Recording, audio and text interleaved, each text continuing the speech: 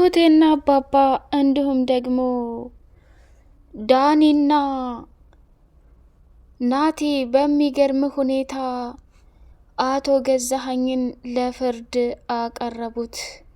አቶ ገዛኸኝም ደግሞ በድንገት ዳኒ መጣና አባዬ አሁን ላይ ከጎንህ ነኝ፣ ማንንም ማሰብ የለብህም። ለትሁቴ ላደረጉት ዋጋ እያንዳንዱ የእጃቸውን መስጠት አለብን። የትሁቴ ልጅ በህይወት እያለሁኝ ማንም ሊያግተውና ሊያሰቃየው አይችልም። ትሁቴ እኮ የ2 አመት ኩንትራትን ብትገባ ጥሩ ሰዎችና መልካም ሰዎች ካልሆኑ እሷን በግድ ካልሰራሽ ብሎ የሚያሰቃያት የለም ብሎ ዳኒ ደመደመ። አባባ ደግሞ የኔ ልጅ እስከ ዛሬ ድረስ አንተም ካሌብም ከጎኔ ሳትኖሩ እጅግ በጣም ቢከፋኝም አሁን ላይ ግን አንተ ስላለህ ሁሉንም ነገር እናሸንፋለን። ትሁት እዛ ቤት አድባ ስራዋን እየሰራች ከተመስገን ተደብቃ መኖር ትችል ነበር። ሆኖም ግን የገባችበት ቤት በጣም አደገኛና ከባድ ነገር ነው። ዳኒ እውነቱን ስነግርህ ያለምንም ምክንያትና ያለምንም ስቃይ ትሁቴ አንድ ነገር ሳትሆን እንድትወጣና እንድታገዘኝ እፈልጋለሁ ብሎ ሲለው አባዬ ትሁቴ እኮ ለኔም እህቴ ናት። ከኤዱ ጋር ተጋብተን ደስተኛ እንድንኖር ብዙ መስዋዕትነትና ዋጋ ከፍላለች። የትሁቴን ዋጋና የትሁቴን መልካም ነገር መቼም ልረሳው አልችልም።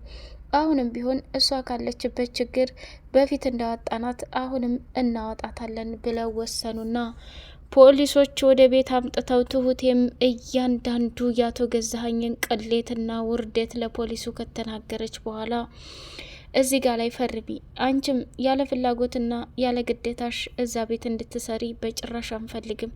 ያለሽን እቃ አብረን ሄደን አንጥተን የታገተችው ወይንም ታጉራ የምትሰቃየውን አለምዬንም ልናተርፋት ይገባል ብሎ መርማሪው ተናገረ። አባባ ደግሞ ትሁቴ ደም እንባ እያለቀሰች ነበርና እሷን ካለችበት ስሜትና ከገባችበት ስሜት ለማውጣት ብዙ መከራና ዋጋ እየከፈለላት ይገኛል። መጨረሻ ላይ አባዬ አንተ እኮ የአባትነትን ጥግ ያሳየኸኝ ነኝ። አንተ ባትኖርልኝ ኑሮ ከዚህ ችግር እንዴት አባቴ ብዬ ወጣ ነበር ብላ እጅጉን መጨነቅና ራሷን ከባድ ስሜት ውስጥ ማስገባት ጀመረች። ሰላም ሰላም ሰላም! ውድ የተከበራችሁ የተወደዳችሁ የሌላ ኤንድ የመሐመድ ቤተሰቦች እጅግ በጣም ተወዳጁና በጉጉት ስንጠብቀው የነበረው የትሁቴ ድራማ እንደቀጠለ ይገኛል። ቻናሉ ላይክ፣ ሰብስክራይብ እያደረጋችሁ ለምታበረታቱኝ ውድ ቤተሰቦቼ ከልብ አመሰግናለሁ። የትሁቴ እጣ ፈንታና መጨረሻ በጣም ያሳዝናል። ትሁት ከሚባለው በላይ ልቧ ተሰበረና ደም እንባ እያለቀሰች የገዛኸኝን ውርደትና ቅሌት ለመርማሪው ተናገረች። ስማ መርማሪ ፖሊስ፣ እውነቱን ስነግርህ እኔ እዛ ቤት የተወሰኑ ወራቶችን ቆይቻለሁ። ቢሆንም ደግሞ የገዛ ሚስቱንና የልጁን እናት አግቶ እያሰቃየ እብድነሽ በሽተኛ ነሽ እያለ እየተጫወተባት ይገኛል። ከዚህ በላይ ደግሞ ሴትየቱ እንዲጫወቱባት ወይንም መከራ እንዲያበሏት በፍጹም አልፈልግም። እንድትደርሱላት እፈልጋለሁ። አሁን ላይ ሰው ያስፈልጋታል። ልጇን ሙቷል እያሉ እንዲሁም ደግሞ አታምሪም፣ እብድነሽ ብዙ አስቀያሚ ነገር እየተናገሩ አይምሮዋን አጨልለዋታል። ልጁ ደግሞ እናቱ መኖሩን በህይወት ነግሬዋለሁ። እሷም ልጇን አይተዋለች። ግን እዛ ክፍል ቢገባ እኔን ነፍሴን ዘልዝለው ያወጡኛል። እኔ አሁን አባዬ ጋር ነኝ። እናንተ ግን ለአለምዬ እንድትደርሱላት ትፈልጋለሁ ብላ ወሰነች። አለምዬ ያለችበት ስቃይና መከራ በጣም ያሳዝናል። ትሁቴም ደግሞ እያንዳንዱ መረጃዎችን አሳልፋ ለፖሊስ ስለሰጠች አቶ ገዛኸኝ በትሁቴ ልጅ እያስፈራራትና እንዲሁም ደግሞ እዚህ ያየሽውን ነገር ወይንም ለናቲ ከኛ ተደብቀሽ የምታደርጊያቸው ነገሮች በሙሉ ላንቺ ዋጋ ያስከፍልሻል። ስለዚህ ልጅሽን በህይወት ታጫለሽ ብሎ አቶ ገዛኸኝ ዝቶባታል። ናቲ የትሁቴ ፍቅር ይዞት እግሯንም አጠበ። ቤቲ ስታዋርዳትና ቤቲ ከባድ ችግር ስትፈጥርባት ትሁቴ ከሷ በላይ እንደሆነች ጀግናና አንበሳ እንደሆነች ፊት ለፊት እያሳያትና እያዋረዳት ይገኛል። ቤቲም ደግሞ እንዴት ለአንዲት ሰራተኛ ይሄን ያክል ክብርህን ዝቅ ታረጋለህ? አንተ እኮ ከሰራተኛ ጋር መርመጥመጥ ሳይሆን እኔ እንደምወድና እንደማፈቅርህ እያወቅ ለምን ፍቅሬን አትቀበለኝም ብላ ጥያቄ ያቀረበችለት። አንቺ የአባቴ ሚስት ወይም የእንጀራ እናቴ ነሽ፣ ላፈቅርሽም ልወድሽም አልችልም። አንቺ የገንዘብና የጥቅም ሰው ነሽ። ትሁት ግን እጅግ መልካምና ቀና ሴት፣ ትህትናዋ፣ መልካምነቷ፣ የዋህነቷ ማንኛውም ወንድ ለፍቅር ከሚመኛት ወይንም ከሚፈልጋት ሴቶች ውስጥ አንዷ ናት ብሎ ደመደመ። ቤቲ ደግሞ ቀጭን ልርር ብላ ትሁቴ ላይ ከባድና አደገኛ ዛቻ አቀረበች። ቤቲ ከአጠገቤ እንድትርቅ ይፈልጋለሁ። ትሁትን አንቺ ከምታስቢውና ከምትዩ በላይ በጣም ወድጄ ነው የማፈቅራት ሲል እውነታውን ለቤቲ ሲያፈርጥላት፣ ቤቲ ደግሞ በምትገርም ሁኔታ ትሁትን የኔ ልታደርግ አትችልም። ለሷ ትልቅ መፍትሄ አለኝ። ምንድን ነው? ከዚህ ከቤት አንቁርቷን አንጠልጥሌ ማስወጣት ነው እያለች መደንፋት ጀመረች። የትሁቴ ስቃይ እንደቀጠለ ይገኛል ማለት ነው።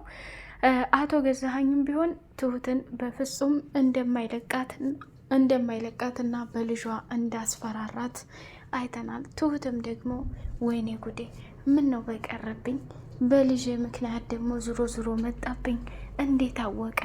እነዚህ ሰዎችማ አደገኛና ከባድ ሰዎች ናቸው። ይህን ነገር ለአባዬ መናገር አለብኝ ብላ ከወሰነች በኋላ አባዬ አንድ ነገር ልነግርህ ነው። መቼም እድሜ ልኬን በእኔ ምክንያት እንድትሰቃየህና ዋጋ እንደበላህ ግልጽ ነው። አሁን ላይ እንድትረዳኝ የምፈልገው ነገር ቢኖር እባክህ አባዬ፣ ያለሁበት ስቃይና መከራ በጣም ከባድ ነው። ምክንያቱም እች አረመኔና አሳማ ሴትዮ በተደጋጋሚ ከናቴ ጋር ስታየኝ ሌላ ነገር እንደጀመርኩኝ መስሏት ትንሹንም ትልቁንም ለባሏ እየተናገረች፣ ባሏ ደግሞ ልጄ አለችበት ቦታ ላይ መረጃ አጣርቶ ደርሷል። ስለዚህ ትሁቴ እኔ ደግሞ ልጄን አጥቼ መኖር አልፈልግም። አባዬ ካንተ ቤት እኮ ምንም ነገር ሳይጎልብኝና ሳላጣ እነዚህ አረመኔና ውሻ ቤት የመጣሁት ልጄን ለማትረፍ ስል ነው። አሁን ላይ ግን ልጄን ይገሉብኛል። ሰውየው እኮ በጣም ጨካኝና አረመኔ ሰው ነው። የገዛ ሚስቱን አንድ ክፍል አጉሮ እያሰቃየና መከራ እያበላ የኔ ልጅ ምንም ነገር ላለማድረጉ ምንም ዋስትና የለኝም። አባዬ ይሄን ነገር አስበህበት እንድታግዘኝና እንድትረዳኝ እፈልጋለሁ ብላ ስትለው፣ ትሁቴም አባባ እጅጉን በጣም ተገርሞና የኔ ልጅ ነይ ቶሎ፣ ከኔ አባትሽ ምንም ቢሆን ሀሳብ ልታጭ አትችይም። እውነቱን ስነግርሽ ይሄንንም ቀን አብረን እናልፈዋለን ብሎ ሲል ለዳኒም ደውልላትና ዳኒም ከአባባ ቤት ሰተት ብሎ ሲመጣ እንግዲህ ናቲን ሲያየው በጣም ደነገጠና ቆይ ምን እየተካሄደ ነው ያለው? ፖሊሱስ ምን ሊያደርግ መጣ? ትሁት ምን አይነት ወንጀልና ምን አይነት ከባድ ነገር ብትገባ ነው እያለ መናደድና መቃጠል ጀመረ። ትሁቴ ያለችበትን ሁኔታ ሁሉንም ነገር ስትናገር በጣም ደነገጠ። አባባም ራሱን መቆጣጠር አቃተው። ወይኔ ዘንድሮ ምን አይነት ችግር ውስጥ ነው የገባሁት?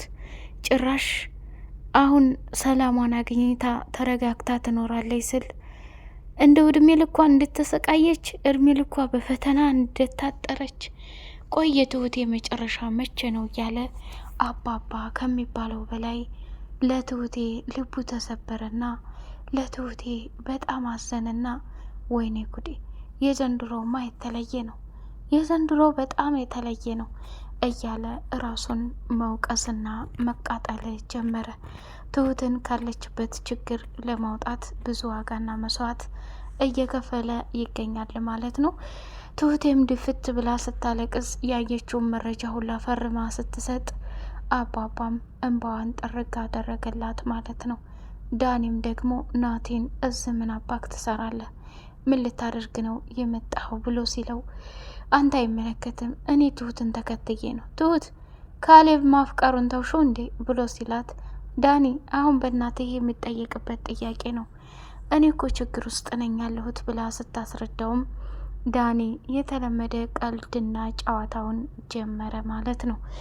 አቶ ገዛኸኝ ናቲን ሊበቀለው ስለፈለገ አባዬ እስኪ ወደ እናቴ መቃብር ዘንድ ሄደን ሻማ አብርተን ወደ እሷ ቀብር ላይ ማልቀስ እፈልጋለሁ ብሎ ሲለው፣ ስም አንተ ባለፈውም እኮ ነግሬህ ነበር፣ ይሄን 4 ቀን ደግሞ በጣም ቢዚ ነኝ፣ ሲመቻችልኝ ሄደን ሁሉንም ነገር የምታየው ይሆናል ብሎ አለው። እሺ አባዬ አመሰግናለሁ፣ በቃ ልሄድ፣ ደህና ዋል አለና አባቱን ሲሰናበት መጨረሻ ላይ ድፍት ያርገህ እያለ መራገም ጀመረ። ናቲም ደግሞ ትሁቴ በጥበብ ያዛቸው፣ እነዚህ ሰዎች አደገኛና ከባድ ሰዎች ናቸው፣ ስለዚህ ምንም ቢሆን ምንም በቃ መጥፎ ነገር ላለመናገር ተጠንቀቅ። ናቲ አንተ በህይወትህ ማግኘት የምትፈልገውን ነገር ስሜታዊ ሳትሆን በቃ እነሱ በሚፈልጉት አይነት መሄድ አለብህ ብላ አስጠንቅቀዋለች። እንግዲህ ናቲም ደግሞ ጸባዩን አሳምሮ አቶ ገዛኸኝና ቤቴን ልበቀላቸው እናቱ ካለችበት ቦታ ላይ ለማውጣት ደፋ ቀና እያለ ይገኛል ማለት ነው። አለምዬም እዛ ተቀምጣ እንግዲህ ያን ቤት እንዴት እንደገዛችው በፊት ምን አይነት ዋጋና መስዋዕትነት እንደከፈለችም ጭምር እየተናገረች ለትሁቴ እየነገረቻት ነበር። አንድ ጊዜ ከስራ ስመጣ ቤቲ ከገዜ ወይንም ከኛ መኝታ ክፍል ተኝተው አብሮ ሳገኛቸው በጣም ደነገጥኩ። እሱም ደግሞ ቤቲን የማፍቀርና የመውደድ ፍላጎትና ምርጫ ስላለው ፍላጎቱን እንትን አልኩ። ከዛ በኋላ አንገቴን ሲጥ አድርጎ እኔን ወደዚህ ክፍል አስገባኝ። ትሁቴ ከዛ በኋላ የተፈጠረውን ነገር በፍጹም ላውቃች አልችልም ብላ ታሪኳን ስታወራት፣ ወይኔ ጉዴ የዘንድሮማ የተለየ ነው። አለሜ እውነቱን ስነግርሽ አንቺ ተረጋጊ። መቼም ቢሆን መቼም እንድትሆኝ አልፈልግም። ካለሽበት ችግር ላይ ነጻ ወጥተሽ እፎይ ብለሽ የምታርፍበት ቀን ይመጣል አለቻት። ናቲ ደግሞ ለትሁቴ ይህን ደብዳቤ ለእናቴ አድርሽልኝ ብሏት ነበር። ያን ደብዳቤ አለምዬ አንስታ ስታነበው በጣም እያለቀሰች፣ ናትዬ የኔ ልጅ እኔም እኮ ለአንተ ስል ብዙ ነገር ሁኛለሁ፣ ግን እዚህ ክፍል እየመጡ ልጅሽ ሙቷል፣ ልጅሽ በህይወት የለም፣ ልጅሽ እንዲህ ነው እያሉ እያሰቃዩኝ ነው እያለች ለትሁቴ ስትነግራት፣ ትሁቴም ደግሞ አለሜ በፈጠረሽ አንቺ ተረጋጊ፣ ሁሉም ነገር አልፎና ሁሉም ነገር አልቆ እንደ ታሪክ የምታወሪበት አጋጣሚ ይመጣል። ናቲም ቢሆን ከዚህ ቦታ ላይ አውጥቶሽ ነገሮቹ ተረጋግተው በፍቅር እንደምትኖሩ ተስፋ አለኝ ብላ አለቻት ማለት ነው። ትሁቴ ከሚባለው በላይ ከአለምዬ ጋር በጣም ይዋደዳሉ፣ ይመካከራሉ። አሁን ግን ገዜ ባስፈራራት ምክንያት በልጇ ስለመጣ በቀጣይ ፓርት ምን ይፈጠር ይሆን የሚለውን በጉጉት የምናይ ይሆናል ማለት ነው። እስከዛሁን ድረስ ቻናሉን ላይክ፣ ሰብስክራይብ አድርጉ። ሰላም አሌይኩም ወራህመቱላሂ ወበረካቱሁ።